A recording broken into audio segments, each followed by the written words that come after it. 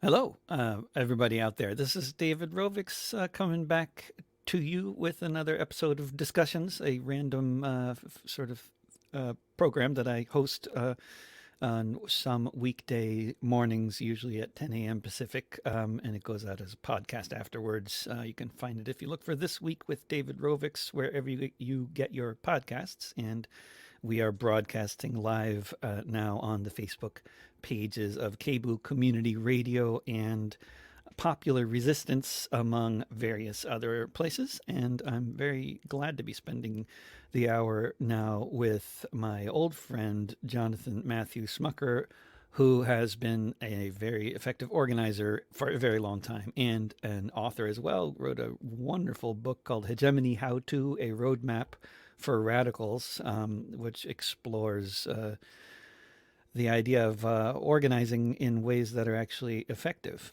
And it's great to have you with us, Jonathan. And Hey, good, really good to see you. Yeah, happy to be talking with you today. I mean, it seems like the subject material that you've been writing about for a long time now is more relevant than probably ever. And it's been relevant since I was young, very relevant. But it just seems to get more relevant. And but without it kind of, I don't know, I guess I was thinking we could just start a little with your experiences as an activist, which I'm guessing are a major reason why you realized there's a problem here, and that needs to be addressed. And this problem that we're talking about for folks tuning in here, I mean broadly, it's the subject is. I mean, I would define it as. I mean, you on your website, beyondthechoir.org. There's a bit of a religious reference there to the choir, perhaps. And so I like to talk about ecumenical organizing, inclusive forms of organizing that aren't cliquish and sectarian. And I got a lot of my vocabulary for talking about these things from hearing about these things from you, in fact. And so there's my little slightly more longer introduction of who we're talking to here. And I first met you I believe it was 1997, and you were a veritable teenager, I believe, in fact, and you were one of the organizers with the Minnehaha Free State, which was a very impressive effort in Minnesota in the 90s to ultimately failed effort, as they generally are, to prevent the new building of a new highway. Although I should note that there have been many successful efforts to prevent highways from being built in this country. That just happens not to have been one of them, but it was a very good one. Yeah. So Jonathan, yeah, the subject of was it there? I mean, I'm guessing too. Also, it was there around Minnehaha Free State and that struggle, which was itself a very intersectional struggle, to use a slightly more modern term that I don't think we were using back then. It was a very intersectional struggle that was really bringing together groups that didn't necessarily have a lot of background of working together. And that was one of the most interesting things about it, as well as, I imagine, one of the more challenging aspects.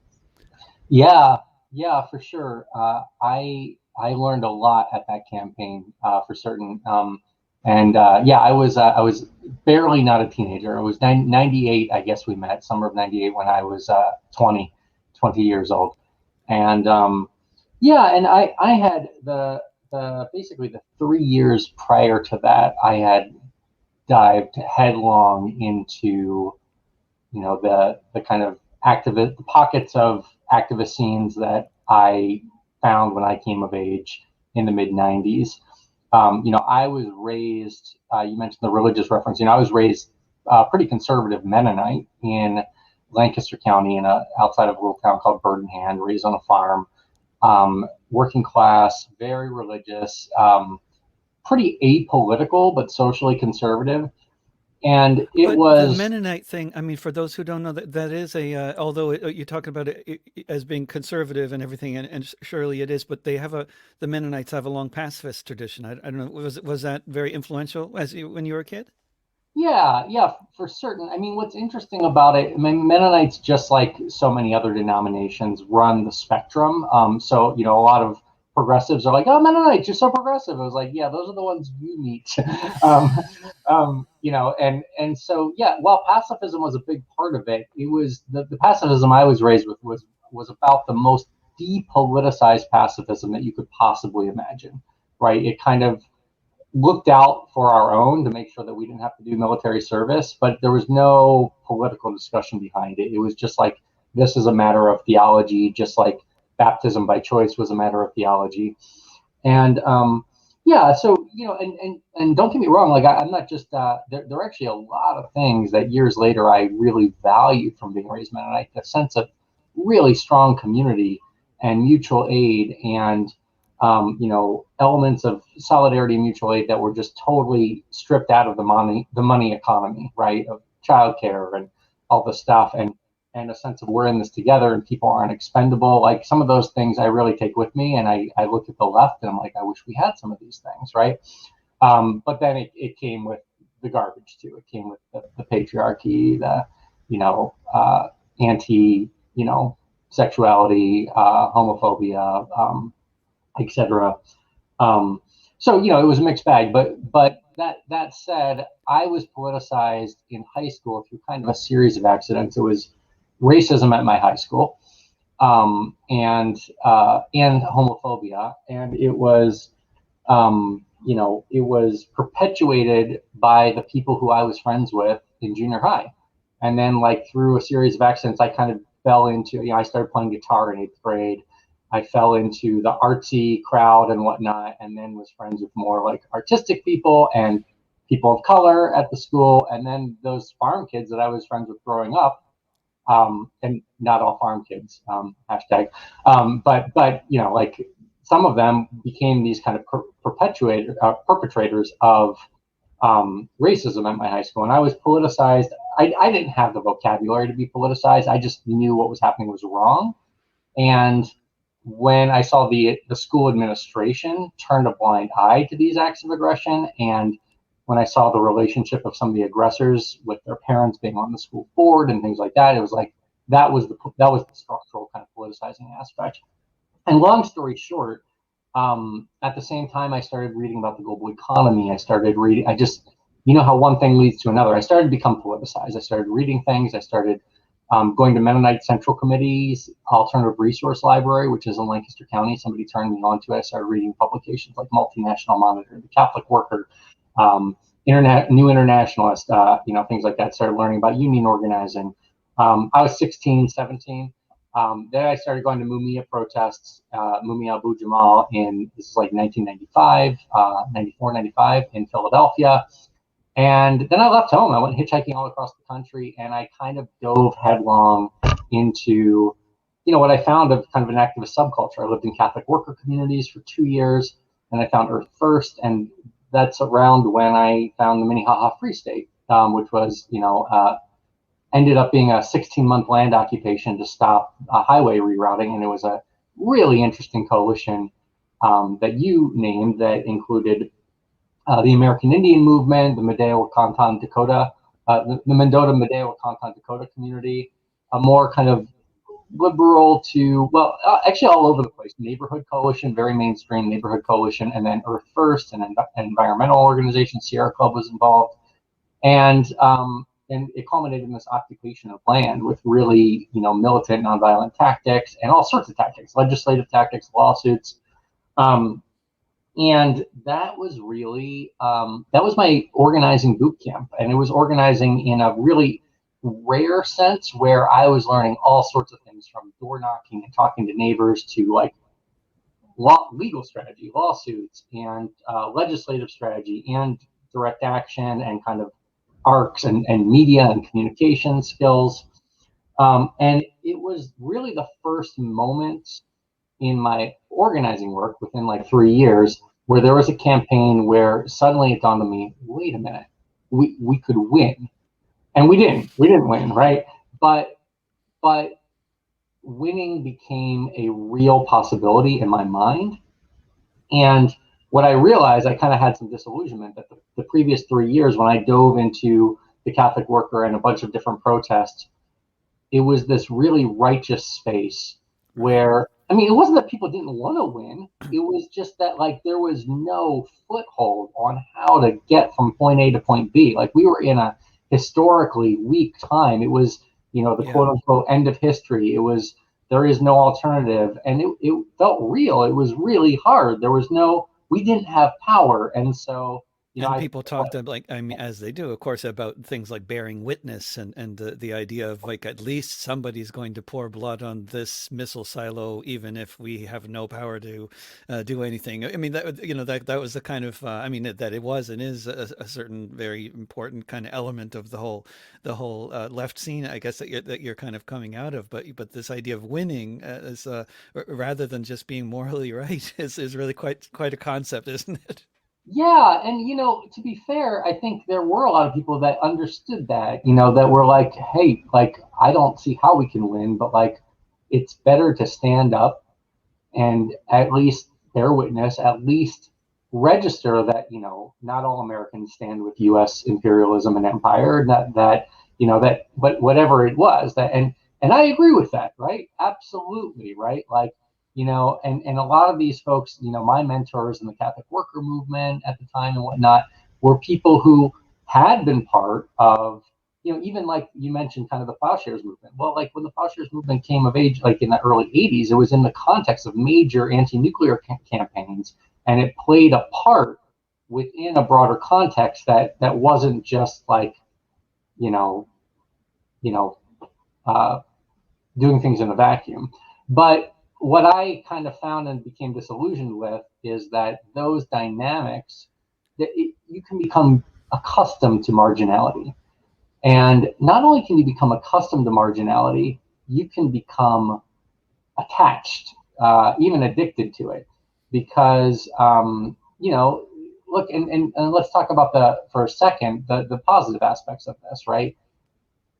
Standing up and being brave and risking your safety, possibly going to jail, all these different things for a cause is a tremendously important and personally and collectively empowering thing. Social movements need that kind of willingness by at least a solid core of people to sacrifice of themselves, to give, and it's actually the lifeblood of movements. It's irreplaceable. However, uh, you can become attached to that feeling and even start to kind of guard movement spaces and think like it's a threat when prominent people start saying the thing that you were just saying, right? Because it's like, oh, they're going to co-opt the movement, and I'm not saying co-optation fears are never valid, right? I am saying that, like, and I wrote an essay about this one time, but that like co-optation is an advance from total powerlessness, right? Like the problems movements face when powerful people are trying to co-opt what they're doing is a set of problems I would rather have any day than the problem of we are so weak that nobody wants to co-opt our message. Nobody wants to co-opt our movement, right? So yeah, that started coming to a head for me at the Minnehaha encampment. And the last thing I'll say, just to kind of bring it back to Minnehaha, is that it was complicated because Minnehaha had elements of both. It had elements of the story of the righteous few. I call it the story of the righteous few, right? It's the holding the candle in the wind, telling ourselves the story of like, we are the few who stand up. We're always going to lose. That's the way of life, right? There were elements of that, and then there were elements of like real pragmatism, and it all got mixed together, and I could see it playing out in lots of different ways, and so and I could see myself being guilty of it. It wasn't like I was like super. I mean, when you met me, like I was like running with the black bloc. I was like a crusty punk, right? Um, Hmm. and I love crusty punks, right? There's no diss, right? But I made a decision later to clean up, and I mean, you wouldn't know it now because it's COVID times, but It's all um, relative. it's all relative, and there's no right or wrong here, right? But like at the time, I was very deep in the subculture, right? I was speaking the language of the subculture. I was, had all these signals of how different I was from everyday people. And I was thriving in that subculture. I loved it. I felt a sense of community, of belonging. I loved that feeling. But I also had this feeling of like, you know what? Like, those people back where I'm from in Lancaster County, some of our values, they would actually agree with if we would meet them where they're at, if we would do some work to translate into their language. Even And if it's that, just a matter of like bathing a bit more often and that sort of thing. Like, I mean, just a certain, right, a and who's certain going to complain about being bathing more not often? stinking at a 3 foot distance, and yeah. Yeah, so that was kind of the journey. And then, in the coming years I started, and the global justice movement took off, and that was a real moment of like, oh wow, like we have influence, we're shaping the narrative. And that was kind of the track that I went on, that I started Beyond the Choir as a project that was digging into these dynamics of why is the left so insular? Why do we talk to ourselves? Has it always been this bad, or has it gotten worse? Those were the questions I was wrestling with. Yeah, which are just such really relevant and important questions, I think, for anybody who's been involved with the left forever. And I mean, one of the things that I sort of realize more and more as I read and, sort of get more familiar with history going way back is that this has been a problem for a long time, right? I mean, this kind of like this kind of culture of personal attacks and denunciation and I'm right and you're wrong and black and white thinking.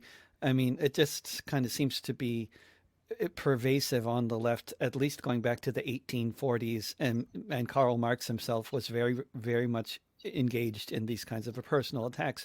I mean, despite the fact that also Marx himself was also brilliant and was also like talking about these things that actually are very complex concepts that more than one thing can be true at the same time. I mean, these concepts like dialectical materialism, it seems like so important to actually understanding how we can build an ecumenical movement, but at the same time, like his own behavior and the behavior of so many others have not been, has really so has been characterized by a lot of sort of personal attacks. And I guess it's very complex why people engage in these behaviors and why it's so pervasive, and whether people believe it's the way to go, or it's going to get them somewhere, or they're going to win through these kinds of attacks, or if they're just defending the moral high ground and not thinking in terms of victory. But I mean, it seems it's a complex picture and it goes way back. But it seems to me in my life, it's getting worse, like Mm-hmm. notably worse. And it was scary when I was young, but it was more marginal, and it's getting more mainstream. It's getting very mainstream, in fact, I would say. And I wonder, do you share that all what I was just talking about? Yeah, I would give some caveats and break it down a bit. I think you identifying this long-term trend, going back to the 1800s, et cetera, is real. I think it's also really important to look at the specific historical junctures that have compounded these problems, right? So, like I said, when I started looking at these questions, one of my questions is like, is it worse now than it's been? Because um, and basically, then that led to. I mean, at first I was really interested in the social psychological dynamics of like. So I studied things like signaling and groupthink and how social capital systems work within groups, and even inverted systems of social capital where within a movement space the signals of the dominant society are like reversed, and you get capital for signaling the opposite thing, right? So nonconformity as a conformist strategy, like all these different things. I was interested in that kind of, on some level, ahistoric social psychological dynamics of groups, and I actually think it's really helpful. Like I'm constantly having to fight this battle with like both sociologists and leftists of like actually thinking that the social psychological level is important. Not It's important because it is one of the most primary levels that we have to navigate as organizers and as leaders, right? It's not because it explains everything in history and economics and everything. It doesn't, right? But it's this level that really paralyzes us when we don't get it right. And so I was first interested in that, but then it drove me to a more historical, sociological level. So I think there's a couple things to parse out. One is sectarianism and the addiction to marginality are that those are two different things that compound each other, right? They relate to each other. But like Marx, for example, was not addicted to marginality, right? But did have some of this overly polemical, kind of comes off as an asshole all the time things. Yeah. I think that there's a moment there where a lot of the socialist and communist leaders back then were not at all addicted to marginality. Like they wanted power, they were really clear on it, but they did have problems with sectarianism, and that's an interesting thing to look at. And then there's the more, I think, more inherent in the anarchist thread. Um, uh, this like also reaction, like an ideological justification for the application of power. And that's not to dismiss all anarchism wholesale. Like there's really complex things in that tradition, and anarchists who make no apology about building and wielding collective power. But it's interesting. So I think in our era, the past 40 years, and then we can look at the past 10 years, the rise of neoliberalism and the individualism in the culture has compounded both sectarianism and this addiction to marginality, attachment to marginality, for a number of reasons. One of which is just that the logic of collective action, until the past 10 years, it's starting to make a comeback. But before that, it's just like not even there in people's heads, right? It's like, even you look at, I mean, I think one of the symptoms of this is in academia is you read the social movement literature, and these are pretty left-leaning people in sociology, and they're using frameworks about like social movement entrepreneur. They're not a fucking entrepreneur, right? They're a leader, right?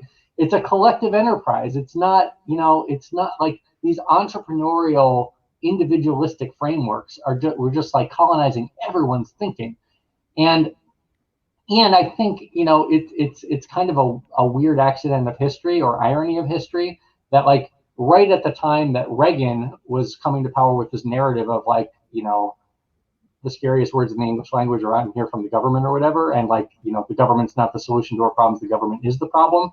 That anarchism and this anti-statism were becoming the kind of zeitgeist of the left in Europe and in the United States. And it's there, and then you see like in the intellectual history, like the rise of Foucault, and who is brilliant and offers so much in terms of deconstruction, but no interest in the project of constructing the collective power that we need and all the things that come with it, which includes, in my opinion, leadership, collective discipline, right? Like that collective discipline as a concept is so foreign right now. If you look in like left Twitter, it's like what's that, right? Right. Um, Can so we? yeah, I don't please. want to. No, but well, okay. I think I want to. If we can talk about specifically I think it relates to so much you're talking about. If we can talk about what was going on in 2001, just prior to 9/11, uh, you know, just to summarize why I think it's particularly relevant. Like, I mean, this is, of course, I guess if you were only a couple years before that, you were a crust punk, but you sure changed a lot over those couple notable years during the course of the global justice movement at the time, which was quite a time. Every day it was quite something for a couple years there, and prior to 9/11, there were plans for yet another every 6 months for those who weren't there or were, whatever. uh, every 6 months, the IMF and the World Bank would have meetings in Washington, D.C., and there would be big protests sometimes, which delayed their meetings or a lot of civil disobedience, alternative conferences. All sorts of groups were having sort of convergences during these meetings and accomplishing all sorts of different things in the process. And of course, at the time, you had you had governments in power like Hugo Chavez in Venezuela, who was opposed to these kinds of free trade deals that were benefiting the global elite, and so you had people in positions of power who were very much on sort of our side of this equation, And then in the context of on the streets, you were looking at, you, Jonathan, were one of the organizers of what was to be, I think, a very large protest involving a lot of civil disobedience, but which was derailed by 9/11. Mhm. But basically, what had been going on for years prior to that was these events, these protests involving a lot of civil disobedience and a lot of education, a lot of popular education. It was really putting a movement on the map. It was putting a lot of ideas on the map. We were making a lot of progress globally in a lot of different ways that would be far too it's far too many to try to list. But it was a real movement. It was a global movement, and there was this ongoing situation where, although we were getting tens of thousands of people coming out to protest and ready to risk arrest and doing all sorts of other popular education. There was a lot going on, and then there was also this phenomenon that, which I think everybody pretty much watching this broadcast now or in the next few days or whatever are going to be familiar with, which is the Black Bloc and the question of what is the role of the Black Bloc in these protests? And you were engaged in what seemed to many of us at the time to be some extremely impressive negotiations with all kinds of people involved with the Black Bloc, which you were, of course, coming out of, very recently, even in activist time, perhaps, even though maybe it had been a year, but and there was there was what I believe was pretty much consensus that around tactics that was being developed around that protest, which was a new thing at the time. This idea of having consensus around tactics, a consensus around collective action. And I don't know if you feel like I'm characterizing this whole my summary of what was happening and your role in it is accurate, but I'm just trying to set the stage and see if you got some Yeah, things to talk about in there. it was a really that was a wild time. Those 2 years, I ended up playing a role in the global justice movement that was kind of a rare role, very, very unique, and I was uniquely positioned for it. Like you said, I had credibility as like an anarchist and Earth Firster from the Minnehaha Free State, and like this militant direct action campaign where, yeah, like we used Black Bloc as a tactic. We did lockdowns. We locked our necks to things. I was arrested, I think, 7 times during that campaign. There was like a lot going on. And I would come to the table with the labor organizers, the nonprofits, the more mainstream, these groups.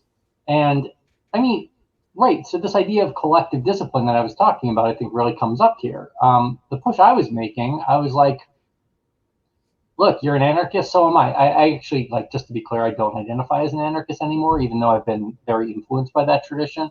And, respect people who are, right? But at that time, I was like, you're an anarchist, I'm an anarchist too. Let's be serious, right? Like, anarchism, like, are you attached to the fashion that has married anarchism over the past 15 years with the marriage of punk rock and anarchism, which has nothing to do with the history of anarchism? Are you attached to your, individualistic right to do whatever tactic you want without regard for how it affects other people, impacts other people? Or are you attached to collective liberation as your North Star and, figuring out how to work with other groups and to, create a means where, like, look, if you believe in your ideas, are you up for creating a space where you can articulate your vision and be part of a broader alignment of forces where there's no chasm in between that actually allows more people to be politicized into your camp, right? Or are you going to go off and do your own thing without regard for how it affects other people? I mean, it was more complicated than that. It was really messy. And they're not simple arguments. It actually involves really patient work. It involved like breakfast and lunch and coffee with people, meetings, like just a lot of work that could unravel really, really easily because, distrust is really easy to sow.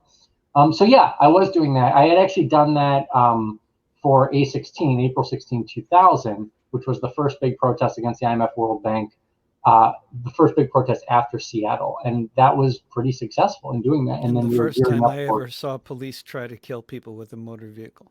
it. Was wild. Yeah. But that protest was very, very successful in terms of how the different ends of the kind of tactical and ideological spectrums work together. And yeah, we were getting ready. I mean, it's like a weird irony of history, but there was a Tuesday morning in the fall of 2001 where we were getting ready for a press conference to announce the formation of a broad new left coalition. The head of John Sweeney was going to speak, the head of the AFL-CIO, the head of major environmental organizations like Friends of the Earth and Sierra Club, other labor unions, and this big direct action coalition. That was, we were gathered together. I walked into the building for our 9 a.m. meeting and saw that one tower was on the TV, and then watched the second one hit. So yeah, I mean, let's actually pivot from this to the other thing that we were talking about, the comparison, because I think it's really interesting comparing that moment. In some ways, I feel like the global justice movement was way ahead of its time in that we were at the tail end of a not quite tail end, but like we were at a long period of decline of movements and infrastructure, attacks on organized labor, et cetera. Like I arrived at the scene, I describe it as like something like a political orphan, like having to make my own way, right? And suddenly Seattle happens, which is like kind of this like coming out party, and suddenly there's this big visible movement. And it actually resonated with a lot of people. There were surveys that showed like 70% of Americans thought corporations have too much power, et cetera.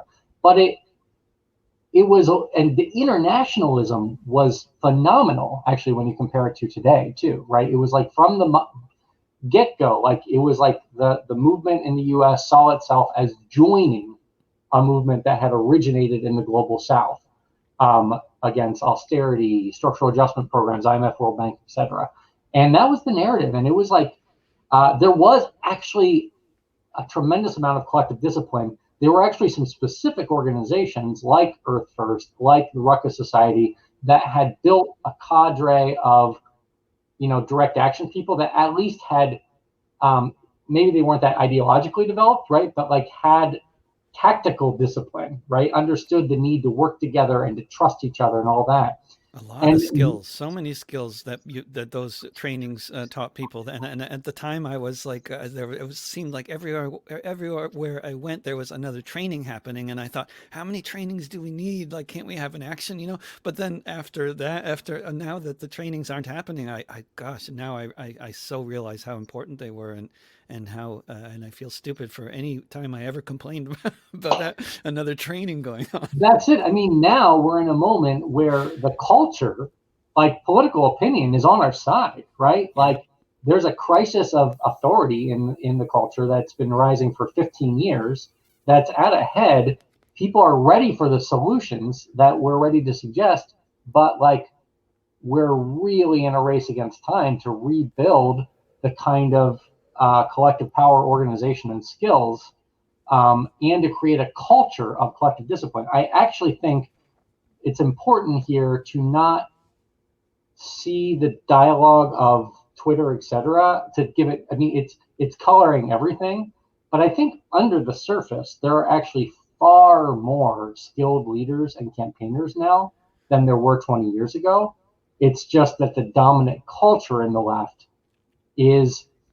really mirrors the economy of attention that's structured by Twitter, right? Where instead of it being like we're collectivists, it's an individual self-advancement competition in this economy of attention shit that makes it so that instead of building up our leaders, where the shortcut to attention is to attack anything that gains traction. And there's really powerful things, right? There's powerful things in that, like, look, the power to destroy an individual's reputation can be a really incredible power of a movement. But in a moment when we don't have much structural power, it can become addictive, where that's the only power that we're exercising instead of like figuring out how we change policy, how we, all these things. So I think that's some of what we're up against. It's that it's not just that individualism that has arisen from neoliberalism, although that is a huge piece of the backdrop that makes people ripe for this. But then on top of that, there's this economy of attention in the social media world that is, I think it's training a whole crop of hopefully not would be skilled organizers in all the wrong ways, right? It's teaching them that the way to lead is to advance yourself, to self promote, to like, but in some ways, I mean, the hopeful part of me is like, look, I know so much really good on the ground work that's happening across the country. It's actually making a huge difference, from Sunrise Movement to groups like the one that I founded, Pennsylvania Stands Up, to smaller organizations that have a huge punch, like Justice Democrats, that were keen getting like AOC and building the squad. There's so much really important work going on, and I think what gives us a really messed up view of it is the people doing. It's kind of like the workhorses and the show horses, right? The people doing the best work aren't spending all their time self-promoting and elbowing their way into this economy of attention. And so the self-promoters are dominating and giving a false picture of the most relevant work that's going on. Yeah, it's so true, and I wonder. I mean, it seems like this whole dynamic predates anti-social media, but it's all sort of made much more amplified by that whole phenomenon.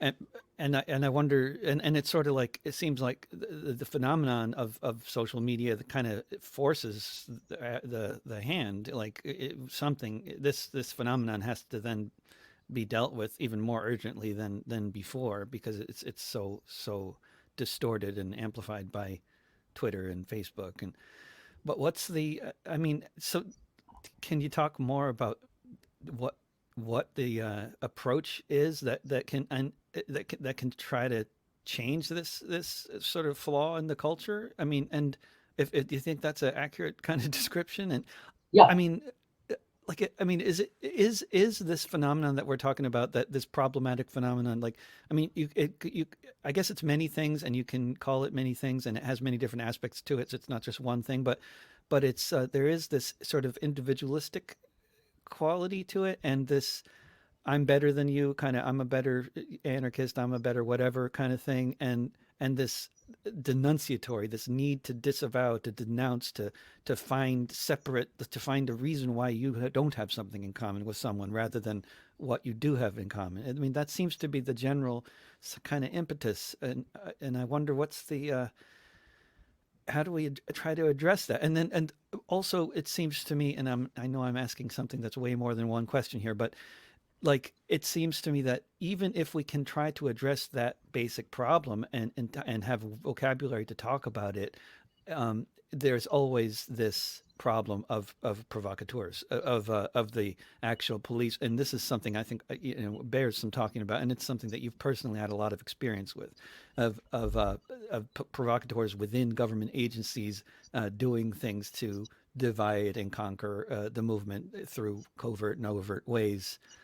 Yeah. So I mean, it's how do we try to advance the cause of real solidarity and not being cliquish, and also facing the problem of provocateurs, be they FBI or Russians, I should add. I mean, it's not like we're not talking about one entity here. We're talking, there's all kinds of provocateurs out there who have all kinds of different reasons, both in the real world and on the internet, to mess with us. And yeah. yeah, yeah. And then there's also just careerists in their own right whose whole thing is their own self promotion, who don't really care about collective aims, and No, I those mean, things there are all Twitter get, feeds where all that you see, I mean, some of the people who criticize me, I look at their Twitter feeds and I see nothing but taking down fellow leftists. yeah, yep.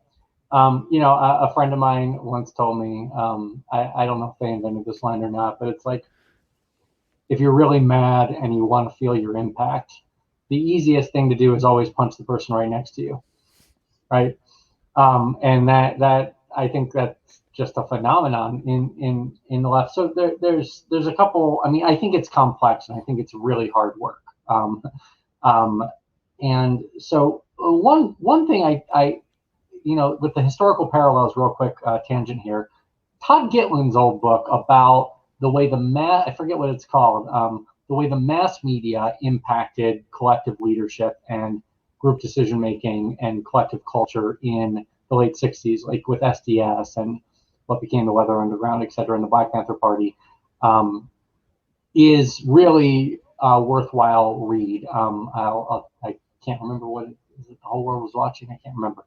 But it's really parallel, that this influence of how self-appointed leaders could become self-appointed spokespeople using the mass media, and the way that could really throw off collective discipline and collective decision making, and kind of, you become a self-appointed spokesperson, and you find yourself in a position of being able to kind of like command the movements, right? Jonathan, is self-appointed the right term? Because I'm just curious if that's exactly what you mean. Because are you talking about when people become spokespeople because the media makes them spokespeople? Like, I mean, that's because I'd slightly bristle at the self-appointed term, because I do know people that the media turned into celebrities, and they really did everything possible to avoid being the white male squatter in Norway who is the representative of all the squatters, but they just couldn't. I mean, I've seen it happen where like the media shows up and there's like dozens of people around, and the guy is saying like, talk to them. Look, the Afghans are on a hunger strike. Talk to that Afghan. He's their representative. But they wait for this white guy to finally say something, and then he's on the news. Yeah, no, you make a great point, right? And it's a mix, right? I mean, one is just to know the media have their own incentives, right? And we need collective strategies around how to engage it. But yeah, some self-appointed, like Jerry Rubin, for example, like, yeah, maybe the media helped to make him a celebrity, but he sure wasn't arguing. And back in Gitlin's time, Gitlin's still here, but back in the late 60s, right? So those dynamics really, with the mass media, really did a number on movements and how they operated. And now I think we're seeing a new form of that with social media, where the spokespeople and the self-promoters is much broader, and so it's socializing a lot more people into that world. So what do we do? I mean, I think that the solution lies in organizations. And I mean, a really interesting organization in all of this, for example, is DSA, Democratic Socialists of America, of which I'm a proud dues-paying member. And I feel like the scope of how this plays out is very visible in DSA, right? Where you've got people doing great organizing work, and then you've got some people who all they do is kind of what you said on social media, and you have everything in between, right? And so it's a context where I think the solutions, right, are through organization, right? It's like actually developing better culture in our organization around behavior and incentives for that, for people to actually show up in good ways, in ways that are more about promoting the collective. Because the solution here isn't don't use social media, right? It's a powerful tool, but just like the solution in the 60s isn't don't engage with the mass media. Like, you need to reach a mass audience, of course, but it is that we need to have collectivist strategies for engaging here, or else it's going to tear us apart. And so, I used to do these trainings about these social dynamics. I'm working on a revised curriculum right now that is more about the specific dynamics of social media and how it plays into this. And basically, it's a curriculum that does that and juxtaposes it with some different models of collective organization formation, cadre development, leadership development, historically, in different historical situations, from like communists in the 1930s to different to SNCC, to different movements, right? And I think ultimately the solution lies in collectivist solutions, and leaders have a specific role to play in modeling good behavior, And in, I write about this in Hegemony How-To without specifically addressing the social media dynamics. That, for example, like, Can you define hegemony, by the way? Sorry. yeah, let me come back to that in just a Okay. second, because it's Yeah. but so, I basically say, like, look, if the meeting's over and all the people who are seen as leaders huddle together, that sets a culture where the most important people are talking to themselves, and everybody wants to elbow their way in. Mm. If those people who are seen as leaders, instead of the meeting's over, they go and they check in with the person who is new to the meeting, with the person who looked uncomfortable, and they're oriented toward the periphery of the group. That sets the not just the model, it actually defines and subverts, helpfully, the social capital system within the group, right? Because what happens is groups have social capital systems where they want to signal belonging in the group. They want to signal service to the group. They want to signal the group's values. And a shortcut to that always is to kind of like move toward the center of the group as much as you can, and to move toward the important people, etc. And so leaders have a responsibility they have to take responsibility for subverting that. And the really good example is in SNCC. God, I'm forgetting the organizer's name right now. It'll come to me. But people would come down to the office, new volunteers from the north, from more middle class, upper middle class backgrounds. They'd come to volunteer with SNCC, and they would come and they would go to meet him, and he would always be sure to be doing some menial task, like scrubbing the toilet, sweeping the floor, and they'd ask for this guy, right? And then he'd take off his glove and shake their hand, right? And it's modeling that. It's modeling good behavior, and it's setting the cultural. It's setting, I call it framing the hardcore, because framing the hardcore, it can be doing something really self-referential, like some crazy tactic that is alienating, or it can be, in the case of SNCC, like hardcore is going and talking to poor rural voters who you don't even know how to talk to at first, failing, and then learning how to do it, right? So the hardcore becomes something that is oriented toward engaging the broader base. And that's some of what we have to do. We have to change our social capital systems so that, the model behavior, the behavior that gets people social points, is the collective oriented behavior. It's knocking doors. And there is some of that. You see that, in DSA Twitter, right? Where it's like, the model behavior is like knocking doors for Bernie, or knocking doors for AOC, or talking to your neighbors about housing or about labor. It's actually lifting up the shit work to the stuff that we should be lifting up. Hegemony, did I do that? Yeah, what's hegemony? I was going to ask you that at the beginning, which would have been appropriate, given that was in the title of of your book on this very subject. I mean, I used the word in the book as a provocation, right? Because it is a very unusual use of the term. Yeah, well, in modern years, sure, but not if you read Gramsci, right? Not if you read Lenin, mostly Gramsci, right? So I was raised, right? I was reading, like I'd read Chomsky, and hegemony is something that the United States is hegemonic in the global order, right? Like white supremacy is like, white supremacist culture is hegemonic in the cultural system. Patriarchy is so you think of hegemony as something that we stand against, that we stand outside of, that we're inevitably kind of holding our candle in the wind toward. But I define hegemony kind of along the lines of Gramsci, that hegemony is predominant influence or power within a broader relationship. And so, suspending the question of state power for a second, I talk about it first through a cultural lens, and that that basically there's no such thing as no hegemony, right? Because of how language and meanings work, right? Language means shared meanings. And those shared meanings, you and I can point to a four-legged creature that barks and wags its tail and both call it a dog, right?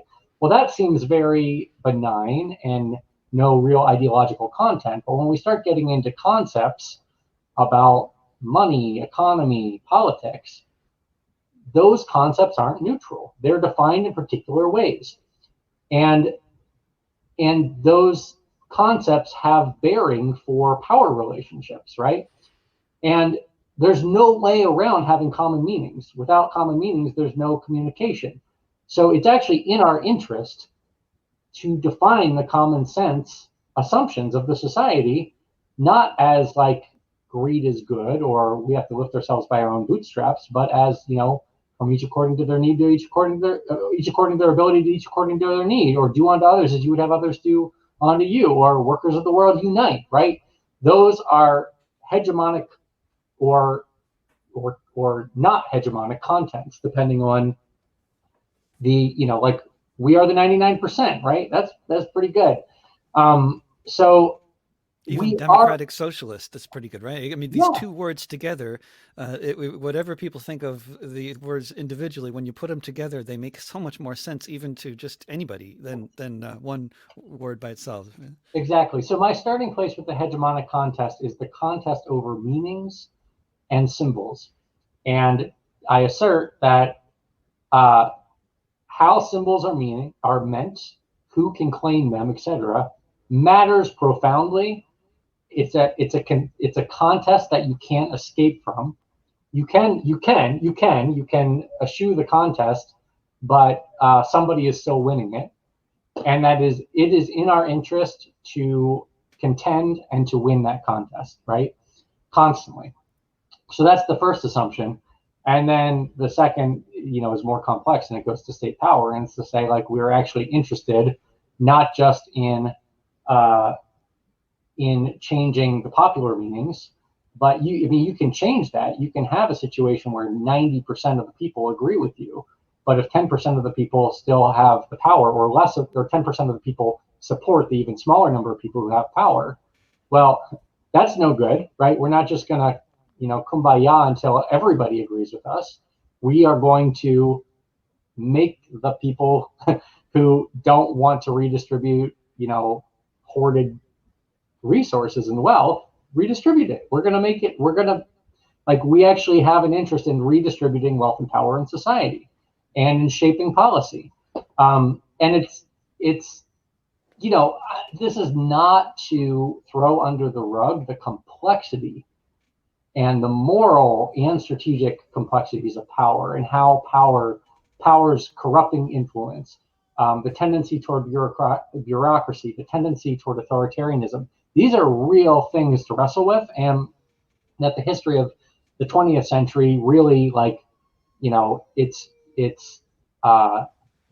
are real reasons why anarchism came to the fore. When you look at things like Stalinism, when you look at Nazism, when you look at the ability of mass organized industrial society, the power that it can wield against the vulnerable, there are real reasons for us to be cautious about that power. But caution doesn't abscond us from having to, we can't afford to let the power hungry have all the power. We have to stand up and come up with systems and dive into the mess. That's basically my where I've come from, kind of my anarchist background, to a politics of hegemonic contest, I would say. Yeah, that makes a lot of sense. Although when you're talking about anarchism and anarchists and the different periods in history, I mean, it's also like one of these. I mean, not to digress to too much of a tangent here, but it's like we're talking about a word that's so ill-defined, right? I mean, because the kind of Absolutely. organizing you're talking about as a positive is also anarchist organizing, depending on who's defining the term. Right, Absolutely right. IWW style anarcho-syndicalism is very in keeping with the kind of positive ecumenical organizing methods and goals that you're talking about. Would you say? Yeah, or study Spain, in the Spanish Revolution / Spanish Civil Yeah. War. Like there's all sorts of complex ideas that are not kind of the caricatures. Unfortunately, I think some of the most ardent definers of anarchism in recent years have gone for more of what I call a politics of withdrawal, um, and of, basically it's like we will win by building Occupy Wall Street, the encampment, spreading those encampments, and eventually everybody will join them, and capitalism will crumble. And I think there's that is a utopian, in the bad sense of the word, um, uh, delusional, I would say, to use a strong word, version of anarchism. But yes, your point is fair. Anarchism is a rich tradition that has really complex articulations and overlaps with socialism in so many ways. But movements kind of like whether they sprout up. I mean, even hearing you talk about now we're definitely going on a tangent here, but even when talking about when you were growing up in the early '90s and the publications that you were familiar with, like the New Internationalist and the authors like Noam Chomsky that you were familiar with. I mean, of course, you like everybody else, you're a product of your times, and that's what you're familiar with, and so you kind of like.